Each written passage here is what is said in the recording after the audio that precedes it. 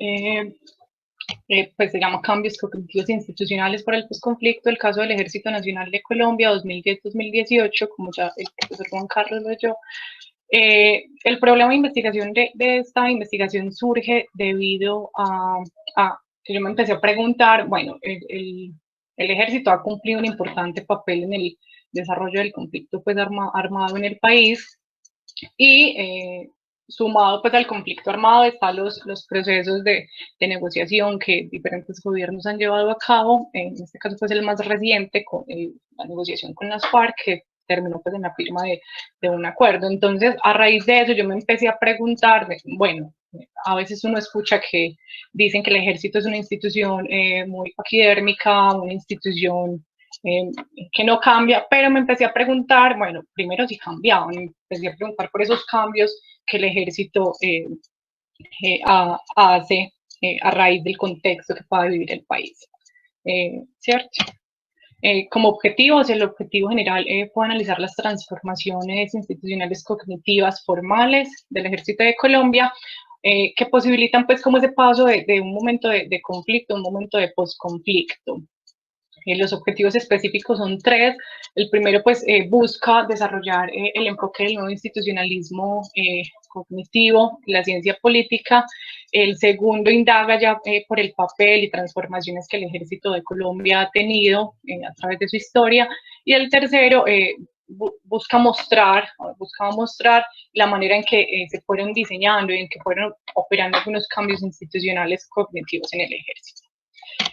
Ahora bien, para esto se parte pues de un marco teórico que retoma dos aspectos centrales, uno que es el paso del institucionalismo clásico a los nuevos institucionalismos, y el segundo es el nuevo institucionalismo cognitivo. Dicho sea de paso, el nuevo institucionalismo cognitivo hace parte de ese gran enfoque que son los nuevos institucionalismos en las ciencias sociales. Para esta investigación entonces y para este desarrollo teórico se toma la definición de institución de Peters, entendida como el conjunto de reglas y valores normativos respecto a la manera en que influyen sobre los miembros institucionales, como también el conjunto de rutinas que se desarrollan para poner en ejecución e imponer esos valores. Esto básicamente es la institución, es esas rutinas y esas dinámicas compartidas que se empiezan a crear y que empiezan a compartir las personas, los sujetos, miembros de organizaciones.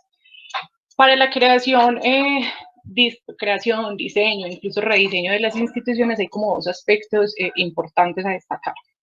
Uno es que las instituciones pueden ser creadas y pueden ser proyectadas por especialistas, es decir, expertos en un tema se sientan a pensar de un tema y empiezan a hacer cambios sobre las instituciones que a su vez conllevan a una mejora, casi siempre son intentos de mejora sobre la organización. Un segundo aspecto es que las instituciones pueden ser creadas o rediseñadas también por las dinámicas o costumbres que se dan, pues, o las rutinas que se dan como entre las personas. Entonces las instituciones pueden modificarse por accidente, señala Goodin, por evolución institucional, por cambio social intencionado. Entonces, por accidente puede ser con algún suceso histórico que genera un cambio institucional. La evolución institucional, que es el segundo, puede ser una evolución que se da a lo largo del tiempo por la dinámica misma, y la que se da por ese cambio social intencionado. Quiero destacar esta porque esta se puede dar, esos cambios se pueden dar por la manera en que los individuos, sean aislados, sean grupos organizados, empiezan a actuar para que se cambie la institución.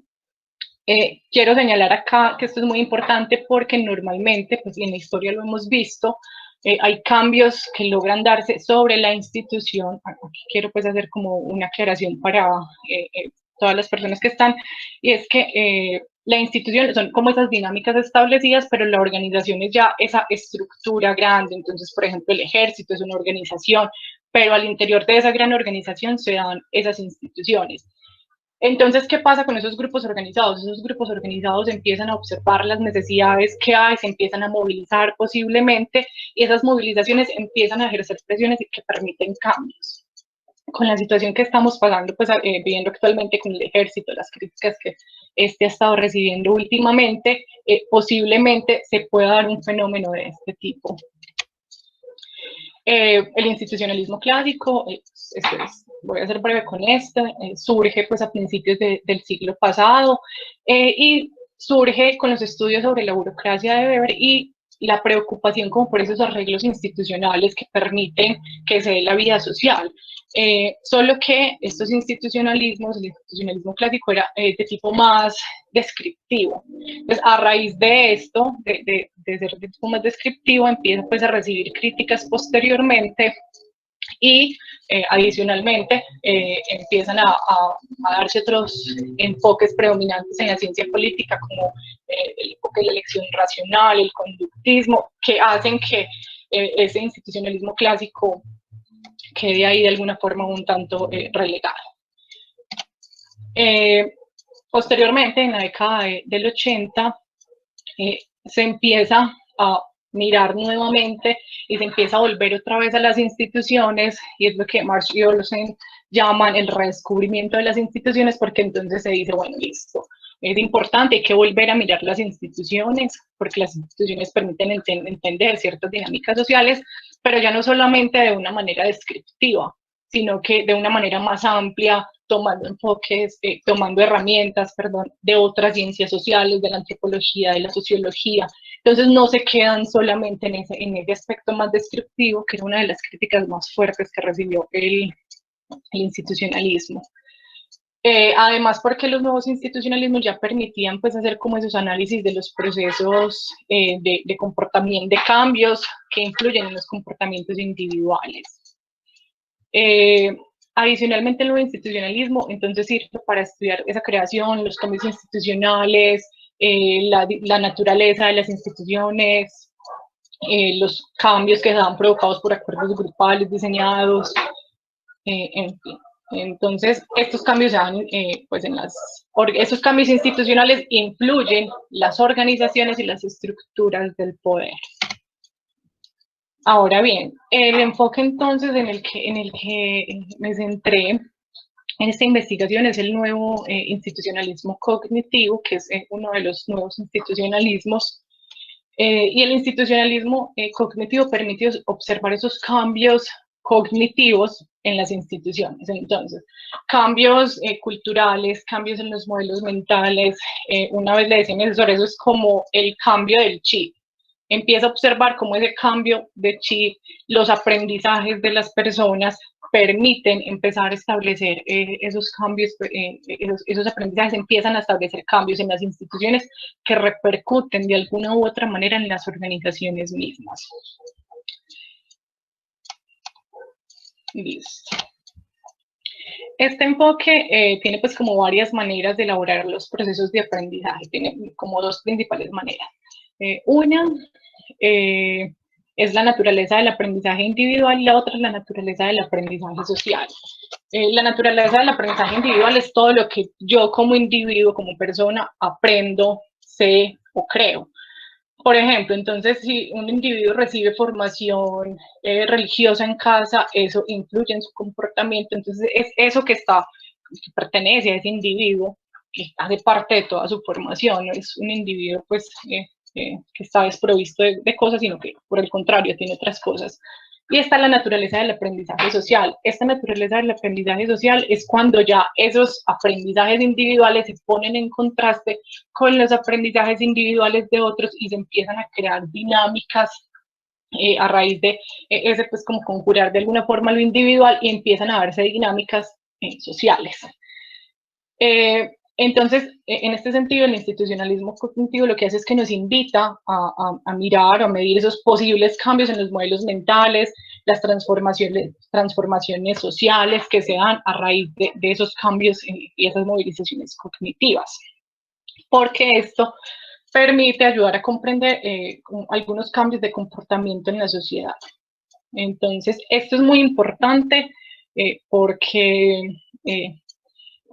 pues el aspecto cognitivo y las enseñanzas que se reciben inciden en cómo el sujeto se comporta. Cuando lo pensaba, por ejemplo, en el caso del ejército, yo pensaba, un individuo recibe cierta formación en casa, luego llega a prestar servicio militar. En el servicio militar recibe otra formación. Todo eso el individuo lo empieza a asimilar y cuando está en contraste con otros empiezan a crear esas instituciones y esas dinámicas que afectan una organización y que afectan otras instituciones. Entonces, eso es muy importante porque acá, por ejemplo, el aspecto educativo, que no es el tema de esta investigación, pero lo señalo acá, es fundamental en el caso del ejército, porque eso es lo que permite que ciertos diseños institucionales que hace el ejército funcionen, que los individuos puedan aprender eso. En cuanto a la ruta metodológica, retomé pues del enfoque del institucionalismo cognitivo, retomé 4 aspectos: el aprendizaje individual y el social, que los acabo de mencionar, y las reglas formales y las reglas informales. Las reglas formales se refiere principalmente normas escritas, casi siempre, leyes, doctrinas, manuales, pero también una regla formal podría ser, por ejemplo, la orden de un jefe militar. Da la orden a la tropa y la tropa actúa. Eso puede ser una regla formal, aunque no esté escrita en algún lado. Y las reglas informales son esas dinámicas internas que se dan en torno pues, al funcionamiento de una organización, en este caso pues del ejército.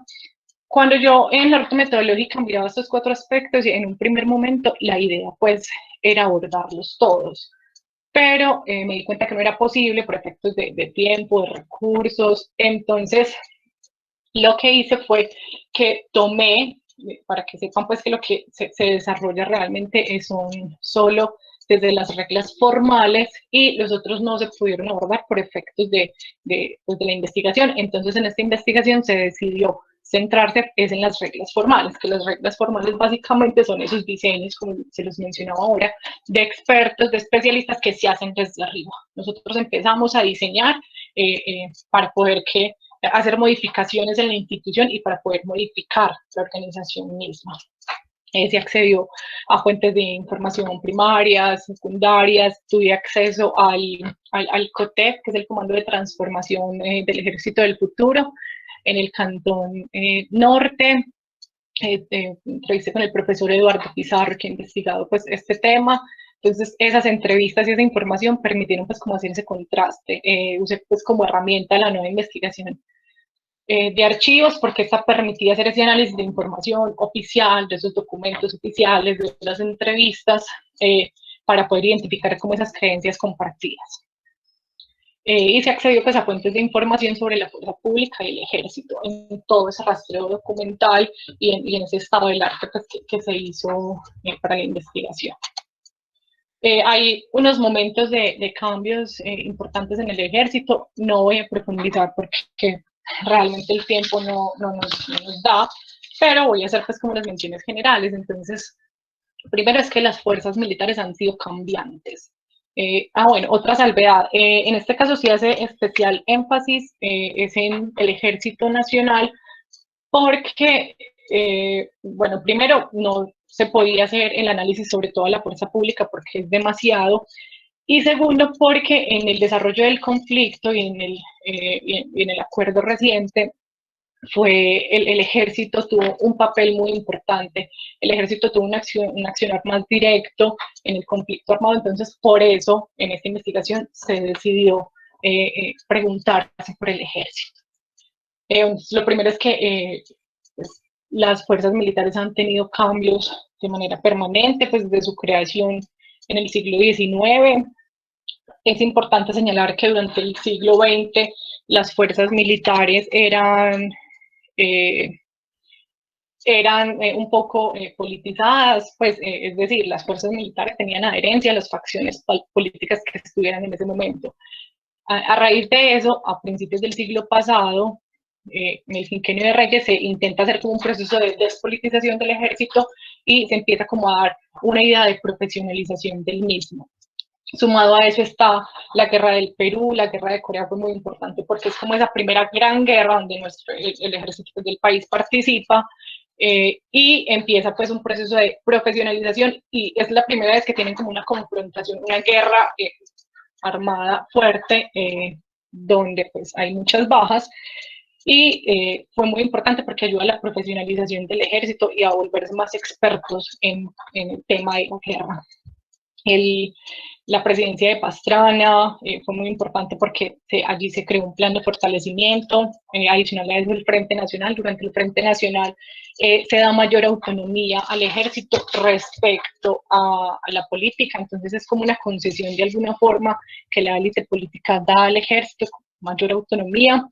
La lucha antidrogas, esta lucha antidrogas y el Plan Colombia son muy importantes porque se empieza a dar una inyección de capital por parte del gobierno estadounidense, entonces el ejército empieza a crecer muchísimo. Después, con el Plan Patriota, en el marco de la doctrina de seguridad democrática, ese crecimiento se empieza a ver más y empieza a darse, empiezan a ver más fuerza activa del ejército en el proceso de enfrentamiento con las guerrillas. A finales de esta década anterior, la guerrilla de las FARC, las guerrillas también, se empiezan a debilitar. Sin embargo, llegan a un punto que Ariel Ávila lo llama empate técnico negativo, llegan a un punto donde la guerrilla se estabiliza y deja de diezmarse. O sea, el ejército sigue intentando hacer ataques, pero la guerrilla deja de disminuir, se estabilizan. Eso hace que el ejército cree algo que se llaman comités de revisión estratégica, conocidos como los comités de revisión estratégica, conocidos como los CREI, que es un proceso que empieza el ejército para hacer un proceso de autorreflexión y que empiezan a decir, bueno, ya no nos está funcionando las tácticas que estamos usando, empecemos a pensar, bueno, entonces, ¿qué vamos a cambiar? Tenemos que modificar, no podemos seguir así. Pues empiezan un proceso de autorreflexión, se dan en esos 5, 6 años, se dan varios CREI que empiezan a hacer todo ese replanteamiento del ejército. Menciono los CREI porque me parece muy importante porque es un momento donde el ejército dice, bueno, se empiezan a pensar y dicen, tenemos que empezar a cambiar cosas y tenemos que empezar a adaptarnos al contexto. A la par que se estaban dando los CREI, se estaba dando el proceso de negociación del gobierno Santos con la guerrilla de las FARC. Entonces eso es muy importante porque si bien cuando yo preguntaba en mi investigación, una de las hipótesis que yo tenía era que el ejército empezó a modificarse en respuesta al acuerdo de paz y a la negociación. Lo que encontré es que no necesariamente. Ellos empiezan un proceso de revisión interno y dicen, no, nos estamos revisando, empiezan a modificar cosas, pero no en respuesta necesariamente al acuerdo con las FARC. ¿Por qué? Porque ellos empiezan a hacer como prospectiva, entonces empiezan a ver posibles escenarios. Ese es un cambio muy importante porque eso afecta como ese cambio de chip del ejército. Empiezan a plantear posibles escenarios y dicen, bueno, nos hemos dado cuenta que históricamente que casi todos los gobiernos de los últimos años han intentado hacer procesos de negociación. Entonces, un posible escenario es un acuerdo, un posacuerdo. Por eso, en el título de la investigación hablo de posacuerdo y no de posconflicto y no de posacuerdo. Entonces, ellos dicen, puede haber un acuerdo, puede haber un posconflicto, pero también puede haber más confrontación armada, es decir, posibles escenarios. Entonces, a raíz de eso empiezan a diseñar planes militares que respondieran a eso y respondieran a la profesionalización del ejército. Ellos crean un comando que se llama, que me parece también muy importante destacarlo, el Comando de Transformación del Ejército del Futuro, el COTEF, porque se crea pensando en que es necesario un comando que no se dedique a la confrontación armada, que es lo que tradicionalmente ocurría, sino que sea un comando que se dedique a pensar la transformación permanente del ejército. Entonces, el COTEF es muy importante porque el COTEF permite eso. Entonces, ellos tienen 3 direcciones, una de modernización, una de capacidades y una de transformación. Entonces, una se dedica como a observar qué cambios hay que hacer, otra se dedica a diseñar la metodología para implementar esos cambios y la otra empieza a ser como ese canal de conversación entre el COTEF y todo el ejército. Bueno, entonces, posteriormente posteriormente no, realmente el COTEF nació oficialmente en el 2016, pero ya venían trabajando, pero se da también un plan militar que se llama el Plan Campaña Espada y Honor. Este plan militar es muy importante porque tiene un carácter ofensivo, conjunto y focalizado. Porque lo que pasa es que este plan militar se ajustó durante todo el proceso de negociación oficial del gobierno con las FARC y no sé si recuerdan en las noticias, escuchábamos que las FARC en ocasiones llegó a pedir cese bilateral al fuego, pero el gobierno decía, no, si quieren ustedes hacen cese al fuego, pero el gobierno no hacía ceses al fuego, pero era por esta lógica, porque era de alguna forma una capitalización de los aprendizajes que habían obtenido. Entonces dijeron, bueno, capitalicemos los aprendizajes que tenemos y parar la confrontación y dejar de defender es correr el riesgo de que ocurra lo que ocurrió en el gobierno Pastrana, y es que mientras se negociaba, las guerrillas se fortalecían. Entonces, de alguna forma, este plan se creó pues como con ese objetivo. Se da luego de la firma del acuerdo, o casi pues en el momento, en ese momento, se dan unos planes que ayudaron pues como, que ayudan de alguna forma, aunque sea indirecta, a la consolidación, al menos desde el diseño del posacuerdo. O sea, desde el diseño hay unos planes que permiten que el posacuerdo se dé de manera adecuada, están bien diseñados, ya sabemos que la realidad es otra y que hay fallas institucionales. Uno es el plan militar estratégico, acá están, el plan militar campaña Espada de Honor, que ya se los conté. Otro es el plan estratégico militar de estabilización y consolidación Victoria, conocido más como el plan Victoria. Este plan de alguna forma ayuda como a la consolidación de ese proceso de paz, porque entonces se hacen operaciones conjuntas entre fuerzas, se retoman territorios en los que antes estaba la guerrilla de las FARC. Entonces empieza a ser como un despliegue para estabilizar y consolidar el territorio. Entonces, por eso también su nombre.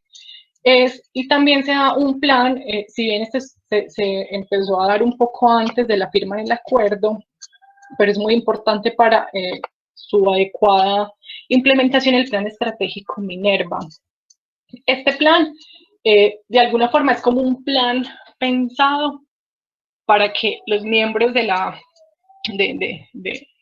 ejército se fortalezcan académicamente. Entonces, para un fortalecimiento académico se empieza a dar una profesionalización académica de los miembros del ejército, empiezan a viajar a hacer maestrías, a hacer doctorados, y eso es muy importante porque incluso el profesor Pizarro decía que él creía que era como la fuerza, una de las fuerzas con más miembros profesionales que tiene pues el país. Y esta tiene pues como varias propuestas de transformación, pero quiero destacar una en especial, que es la doctrina Damasco. La doctrina Damasco es de alguna forma como esa gran doctrina que permite guiar las intervenciones militares que haga el ejército de cualquier tipo, sea armada, sea una intervención por una catástrofe natural, sea una intervención con ingenieros del ejército, ingenieros civiles y arquitectos. Esta toma pues como dos aspectos doctrinales del ejército chileno y del estadounidense. De Chile toma algo que se llama como la doctrina corazada, y es que es como un uso de armas combinadas. Esto es muy importante porque en Colombia se empieza a dar un trabajo hace ya varios años de fuerzas combinadas entre las diferentes fuerzas de la fuerza pública. Entonces no es solamente el ejército, sino que es el ejército con otras fuerzas.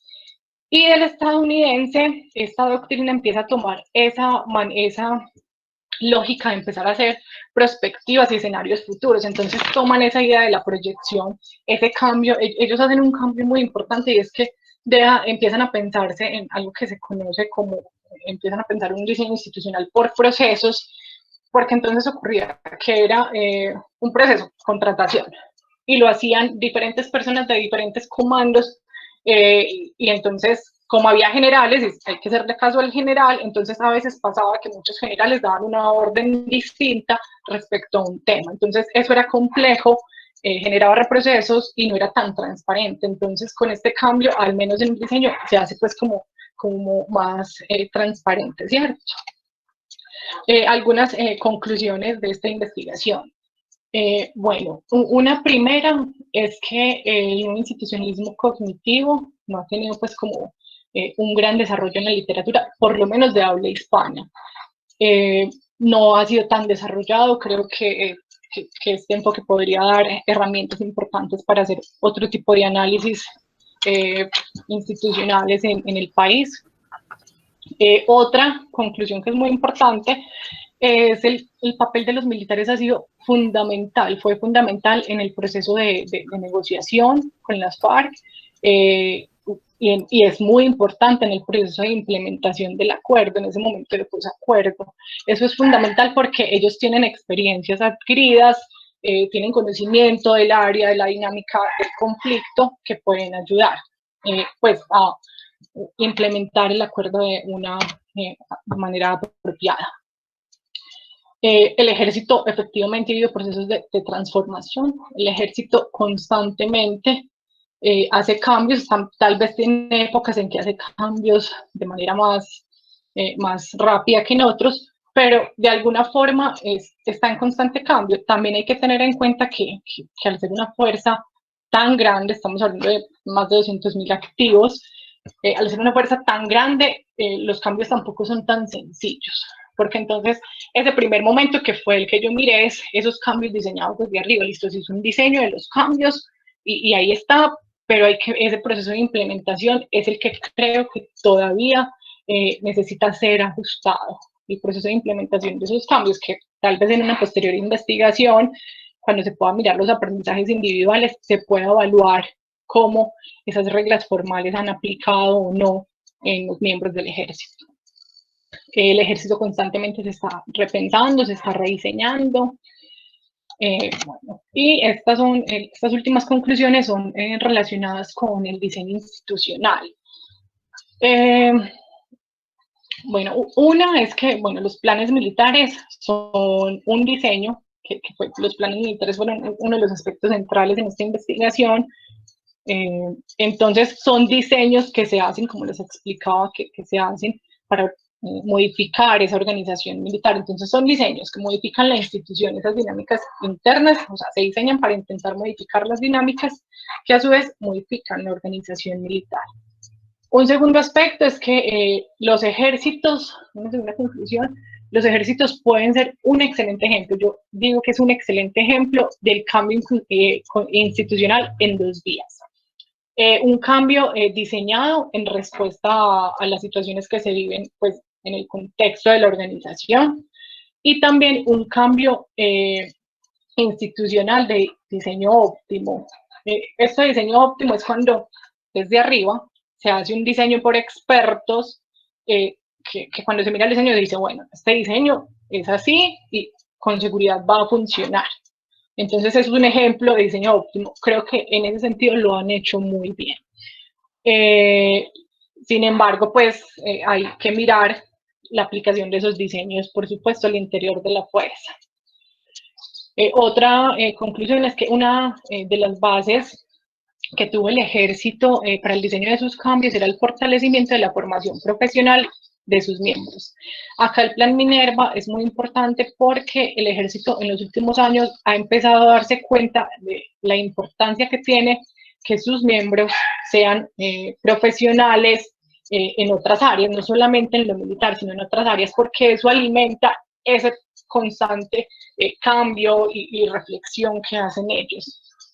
Y otra conclusión es que históricamente en Colombia lo que ocurrió es que la guerra se encargó de construir la doctrina militar, pero con los cambios pues, que se ha dado en los últimos años, ya es la doctrina la que define la manera de actuar militarmente. Es decir, por ejemplo, con la doctrina Damasco.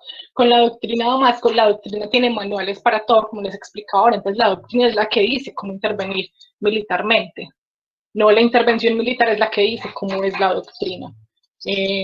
Entonces, es pues como la última conclusión.